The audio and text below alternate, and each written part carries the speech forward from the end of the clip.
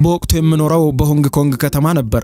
እንደ አውሮፓውያን አቆጣጠር በ2002 የጀመረኝ የካንሰር ህመም በሰውነቴ ውስጥ ተሰራጭቶ የመጨረሻ ደረጃ ካንሰር የሆነው በ2006 ነበር። ሰውነቴ ከዚህ በላይ ህመሙን መቋቋም አልቻለም። በመጨረሻም ተሸነፍኩ። ሰውነቴም ወደቀ። ሞት እንደቀረበኝ ስላወቅኩ ክፉኛ ፈራሁ። ህመሙ ሰውነቴን በሙሉ አድክሞታል። በመጨረሻም በፌብሩዋሪ 2 2006 ኮማ ውስጥ ገባሁ። ሐኪሞቹ ከኮማ ውስጥ በህይወት እንደማልወጣ ለቤተሰቦቼ ያረዷቸው፣ ሌሊቱን ጭምር ላልጨርስ እንደምችል። ሐኪሞች ለቤተሰቦቼ የሰውነት ክፍሎቼ ቀስ በቀስ ራሳቸውን እየዘጉ ስራቸውን እያቆሙ እንደሆነ አሳውቀዋቸዋል። ቤተሰቦቼም በእንባ ተሞልተው የመጨረሻ የሞቴን ዜና ይጠባበቃሉ። ነገር ግን ሐኪሞች ቤተሰቦቼ እንዲሁም ማንኛውም በአካባቢ ያለው ሰው ከሚያውቀው ውጪ እኔ ብቻ የማውቀው ስናገርም ማንም የማያምነኝ ብቻዬን የምረዳውና የምመሰክረው ተአምር በህይወቴ ተፈጠረ። ሰውነቴ በኮማ ውስጥ እያለ እኔ ግን ሰውነቴን ትቼ ርቄ ሲሄድ አስተዋልኩ። ቀለለኝ። ወደፊት ስጓዝ ህመሙ፣ ፍርሃቱ ከኔ እየራቀ ነበር። ይህ ከላይ ያስደመጥኳችሁ የአሜሪካው ኒውዮርክ ታይምስ መጽሔት የምንጊዜም ምርጥ ሽያጭ ዝርዝር ውስጥ ያካተተው ዳይንግ ቱ ቢ ሚ የሚለው መጽሐፍ ጸሐፊ ከሆነችው አኒታ ሙርጃኒ ታሪክ ላይ የቀነጨበው አስገራሚ አጋጣሚዋ ነበር። ይህች ሴት ዓለምን የሚያነጋግር ክስተት በሕይወቷ አስተናግዳለች። ማንም አያምነኝም፣ ነገር ግን ከመናገር ዝም አልልም ስትል ይህ አስደንጋጭ አስገራሚና ተአምራዊ ስትል የምታነሳው በሕይወቷ የተከሰተውን ክስተት ጽፋ ለሌሎችም መማሪያ እንዲሆን በመጽሐፍ መልክ አሰራጭተዋለች። በዛሬው ዕለት ዓለምን ጉድ ያሰኘውና የዚህ ሴት አስገራሚ አጋጣሚ ሆነውን ይህ ሞቼ ነበር ከሞትኩ በኋላ አየሁ የምትለውን ነገር በአስገራሚ ሁኔታ አጋራችኋለሁ። አብራችሁኝ ቆዩ። አቤል ብርሃኑ የወይኗ ልጅ ነኝ። ይህንን ሁለተኛው ቻናሌን ሰብስክራይብ በማድረግ የደወል ምልክቷን በመጫን በየዕለቱ አስገራሚ መረጃዎችን እንድታገኙ ጋበዝኩ። ወደ ዛሬው ፕሮግራም አለፍኩ። አብረን እንከታተለው።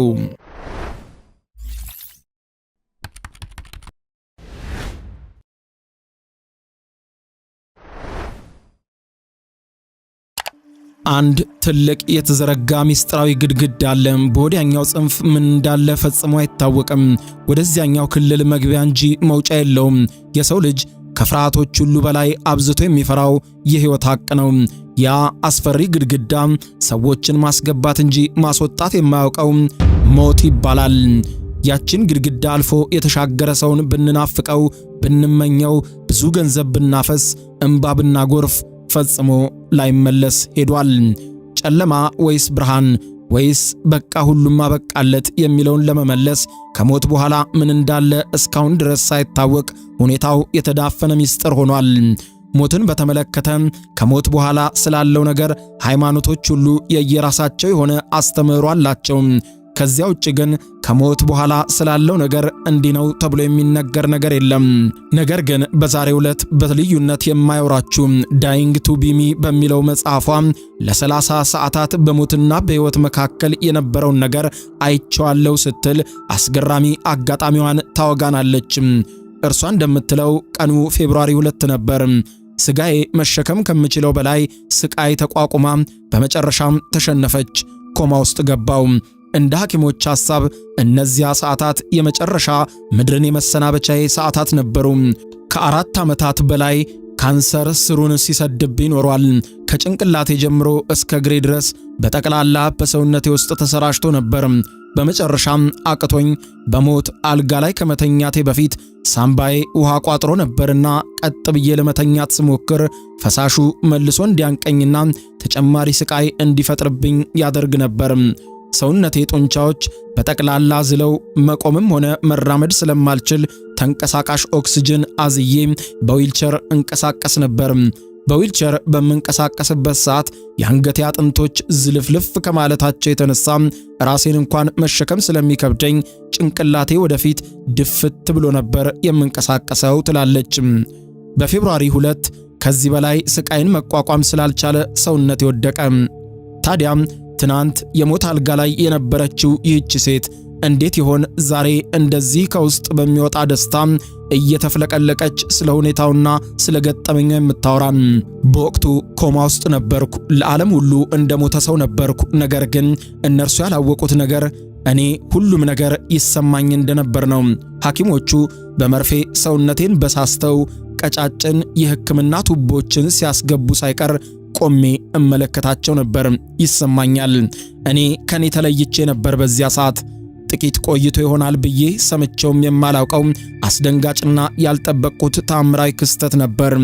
በሕክምና መሳሪያ ላይ የተንጋለለችውን ራሴ አኒጃ ሙርጃኒን ከላይ ተመለከትኳት። ምንድነው? ምን እየሆነ ነው? ግራ ገባኝ። ለካ እኔ ከስጋዬ ብቻ አልነበርኩም። ነፍሴና ስጋዬ እንደተለያየ አወቅኩኝ። ስጋዬ ተጋድሞ በመንፈስ ቆሜ ተመለከትኩ። ምናልባት ይህ ድራማ አሊያም የፈጠራ ወሬ ሊመስላችሁ ይችላል፣ ወይም ያያችሁት የሆነ ሳይንሳዊ ፊልም። ነገር ግን የገጠመኝ እውነት ነው። ነፍሴ ከስጋዬ ተለየች፣ መንፈሴም ቆሞ ስጋዬን አየ። በሕይወቴ ተሰምቶኝ የማያውቅ ሕመም የሌለው ጭንቀትም ያልጎበኘው ልክ እንደ ሕፃን ልጅ በነፃነት የተሞላ ደስታ ወረረኝ። ያንን ስሜት የሚገልጽ ሙሉ ቃላት እስካሁን ድረስ ላገኝ አልቻልኩም። የሚገርም ነበር። በቃ ንጹህነት። ይህንን የተናገረችው በእውነትም በሆስፒታል አልጋ ላይ በመተንፈሻ መሳሪያዎች እርዳታ ሕይወቷ ቆማ ነበር። የለችም፣ ሞታለች፣ አበቃላት ሲባል በቤተሰቦቿ ዓይን ላይ እንባን አስቀርራ ዳግም ወደ ሕይወት በአዲስ መንገድ የመጣችው አኒታ ሙርጃኒ ነበረች። ምን ብዬ እንደምገልጽ አላውቅም። የፍቅር ጥግ የሆነ ምንም ነገር ላይ ያልተመሰረተ የፍቅር ስሜት ሲወረኝ ይሰማኝ ነበር። ራሴን ለማንም እንዲህ ነኝ እንዲያ ነኝ ብዬ ሰዎች እንዲቀበሉኝ ማድረግ ባይጠበቅብኝም ለመወደድ መድከም እንደማይኖርብኝ የሚጠቁም በመኖሬ በመፈጠሬ ብቻ ተወዳጅና ተፈላጊ እንደሆንኩኝ የሚሰማ የሙሉነት ስሜት በዚያ ሰዓት ይሰማኝ ነበር ትላለች። ንጹህ የሆነና ምንም ውጫዊ መስፈርቶች ላይ ያልተመሰረተ ፍቅር ይሰማኝ ነበር። መንፈሴ ይራመዳል፣ ማንም ግን አያየኝም ነበር። ልክ እንደ ሳይንስ ፊልም ነበር የሆነብኝ። ቤተሰቦቼ ሲያለቅሱ አይቻቸዋለሁ። አካሌ ተጋድሞ ቆሞ አይቻለሁ። ሐኪሞችም በአካሌ ላይ ምርምር ሲያደርጉ እኔን ከተኛሁበት ሰመመን ለመቀስቀስ ሲሞክሩ ቆሜ ተመልክቻለሁ። 10 ዓመታት በፊት በሞት ያጣሁት አባቴን እንደቀረብኩት ጭምር ይሰማኝ ነበር። ከሱ እየመጣ የነበረው ስሜትና መልእክት ገና እንደሆንኩ የመሞቻ ጊዜ እንዳልደረሰ የሚጠቁም ተመለሺ የሚል ድምፅ ይሰማኝ ነበር።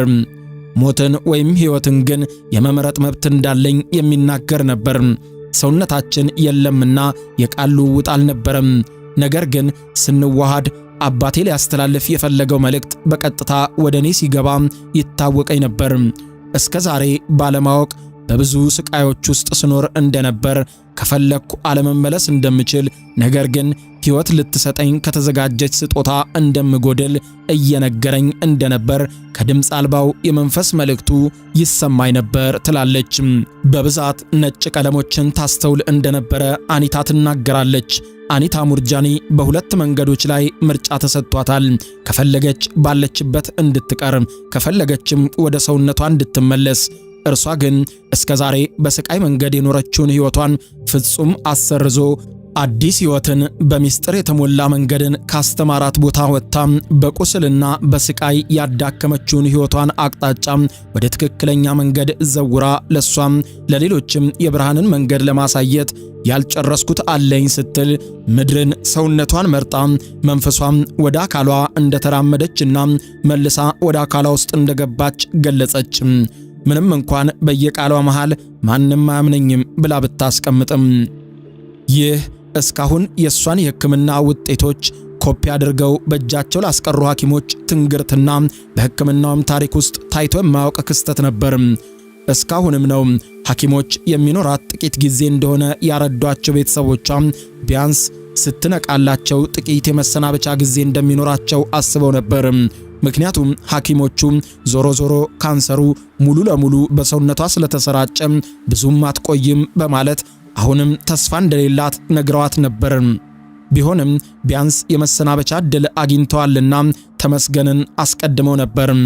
1 ቀን አለፈ፣ 2 ቀን፣ 3 ቀን።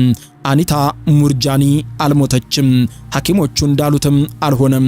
የሕክምና መሳሪያዎች መሞቷን ቢናገሩም አካሏም ወደ መሞት አምርቶ የደነዘዘ ቢሆንም ነገር ግን ከሰዓታት በኋላ የሆነው ነገር እንግዳ ነገር ነበር። አካሏም ተንቀሳቀሰ፣ ድምጿም ተሰማ። በተደረገላት ጠቅላላ ምርመራ አንድ አነጋጋሪ ውጤት አገኘች። ውጤቷም በሐኪም ቤት ውስጥ ዳግም የመነጋገሪያ ርዕስ እንድትሆን አደረጋት። ብሎም በዓለም አቀፍ መገናኛ ብዙሃን በርካታ የሕክምና ባለሙያዎች ይሄማ ተአምር ነው ሲሉ ከተለያየ ተቋማት በመሰብሰብ ይህችን ተአምረኛ ከበው መጨረሻዋን መጠባበቅ ጀመሩ። በሰውነቷ ውስጥ የነበረው ካንሰር በ70% እንደቀነሰ መታወቁ በሕክምናው ዓለም ተሰምቶ የማያውቅና አነጋጋሪ ክስተት እንደሆነ ሐኪሞች መሰከሩ። የዚህች ሴት አነጋጋሪነት በዚህ አላበቃም። ከኮማ ከተነሳች ልክ በ3 ሳምንታት ውስጥ ብቻ ሙሉ ለሙሉ ካንሰር የሚባል ህመም ከሰውነቷ ተወገደ። ይህም የሕክምና ባለሙያዎች አረጋገጡ። ዓለም አቀፍ መገናኛ ብዙሃን ዘገባውን ይዘው ወጡ። በርካቶች ዘገባውን ያነበቡ ያመኑ እውነት ነው ተአምር ሲሉ አመኑ። ያላመኑ ግን አይ እቺማ ፈጠራ ናት ሲሉ ወዲያልኝ አሉ። አኒታ ግን ከመናገር አልቦዘነችም። በሕይወትና በሞት መካከል ያለውን ሽግግር አይቼዋለሁ ስትል መሰከረች። ዳግም እንድኖር ስኖርም እንደዚህ አይነት መስካሪ ሰው ሆኜ እንድኖር ያደረገኝ ሞት ነው ትላለች። በጣም የሚያዝነው ይህንን አስደሳች የሕይወት ጣዕም ሰዎች የሚረዱት በመጨረሻ ሰዓት ወይም ሲሞቱ ነው ትላለች። ለአንድ ነገር ያለውን ዋጋ ለማወቅ እስክናጣው መጠበቅ የለብንም በማለት እሷም ሕይወቷ ያለውን ውድ ዋጋ የተረዳችው ከሞቶች በኋላ ባለው ሽግግር ላይ እንደነበር ትገልጻለች። አኒታ ሙርጃኒ ሞትን በቅርበት ተመልክታ ከተመለሰችበት እሷ ከምታምነውና ዓለም አያምነኝም ከምትለው ገጠመኟ ጀምሮ ዳይንግ ቱ ቢሚ የሚለውን ኒውዮርክ ታይምስ ምርጥ መጽሐፎች ዝርዝር ውስጥ የተካተተውን መጽሐፍ ጨምሮ 5 የሆኑ መጽሐፍትን ስለ ሞት ለዓለም ያበረከተች ሲሆን ለ30 ሰዓታት ከሞት ጋር ፊት ለፊት ተገጣጥማና ያለውንና አስገራሚ ስትል የጠቀሰችውን ዓለም ተመልክታ ያየሁትን ላሳያችሁ በማለት ያጋራችውን ታሪኳን ተከትሎ ፎክስ፣ ሲኤንኤን፣ ናሽናል ጂኦግራፊ ኢንተርናሽናል፣ ኤኤንሲ ፊሊፒንስ እንዲሁም ሐኪም ነውና በሕክምና ታሪኳና በሕይወት ስለተረፈችበት ተአምር የተገረመው ዶክተር ኦዝ መድረክ ላይ እንዲሁም በሌሎችም ትልልቅ ዓለም አቀፍ መድረኮች ላይ በእንግድነት ቀርባ ሞትን ሕይወት እንዳስተማራት በመናገር ለሌሎች ሁኔታውን ትመሰክራለች። ሕይወት እንግዲህ እንዲህ ናት ስትል ለሕይወታችን ዋጋ እንድንሰጥ ታስተምራለች። ክቡራን አድማጭና ተመልካቾች እንግዲህ ይህንን የአኒታን ገጠመኝ ሐሰትም እውነትም ለማለት በቦታው ቆሞ ሁኔታውን መመልከት የግድ ይለናል። ስለዚህ እኔ በበኩሌ እውነትም ነው ሐሰትም ነው ሳልል ታሪኩን አጋራዋችሁ። እናንተ ሐሳብ አስተያየቶቻችሁን ኮሜንት ላይ እንድታሰፍሩ ጋበዝኩኝ። በነገው ዕለት በሌላ አስገራሚ ቪዲዮ እስከምንገናኝ በያለንበት የዓለም ዳር ቸር እንቆይ።